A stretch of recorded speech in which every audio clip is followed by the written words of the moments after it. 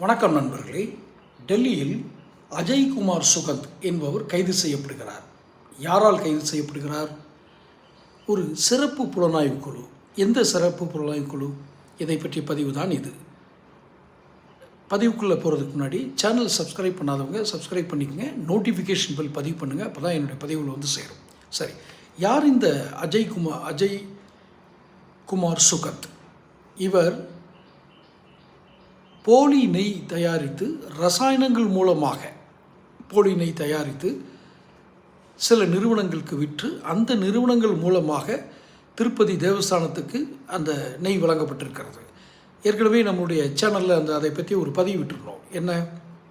மீன் எண்ணெய், இறைச்சி கொழுப்பு மற்றும் சில பன்றி கொழுப்பு இதெல்லாம் சேர்த்து தான் கலந்திருப்பது தெரிய வந்திருக்கிறது அந்த நெய்யில் அப்படின்னு சிறப்பு புலனாய்வு குழு, இந்த போலி நெய் விசாரணை சம்பந்தமாக அமைக்கப்பட்ட சிறப்பு புலனாய்வு குழு இதை விசாரித்து இதை ஒரு ஆய்வறிக்கையில் ஒரு லேபரட்டரி டெஸ்ட் மூலமாக இதை நிரூபித்திருக்கிறார்கள்.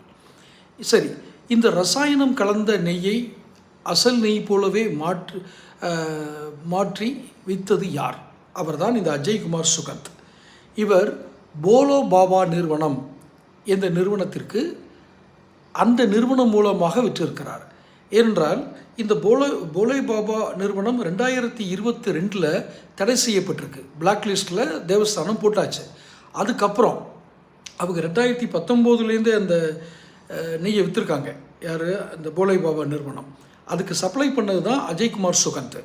இப்போ போலே பாபா நிறுவனம் தடை செய்யப்பட்ட பிறகு 2022 பிளாக் பண்ணுறாங்க. 2022 அப்புறம் ஏஆர் ஃபுட்ஸ் அப்படின்னு சொல்லி திண்டுக்கல்லில் சேர்ந்த ஏஆர் ஃபுட்ஸ் மூலமாகவும் வைஷ்ணவி டெய்ரி அப்படிங்கிற திருப்பதியை சேர்ந்த ஒரு நிறுவனம் மூலமாகவும் இதே போலி நெய்யை அந்த லெவலில் விற்றுருக்காங்க.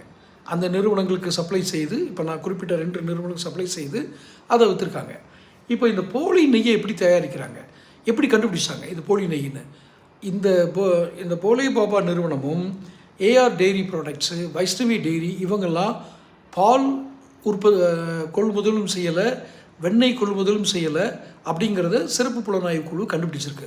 அப்புறம் எப்படி நெய் தயாரித்தாங்க?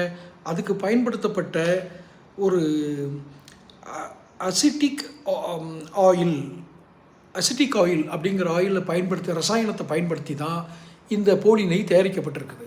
இந்த ரசாயனங்களை சப்ளை செய்தவர் தான் இந்த அஜய்குமார் சுகந்த். தொடர்ந்து விசாரணை சென்று கொண்டு இருக்கிறது. மேற்கொண்டு விவரங்களை தெரிந்து கொள்ள தொடர்ந்து பேசுவோம். சேனல் சப்ஸ்கிரைப் பண்ணிக்கோங்க. நோட்டிஃபிகேஷன் பெல் பதிவு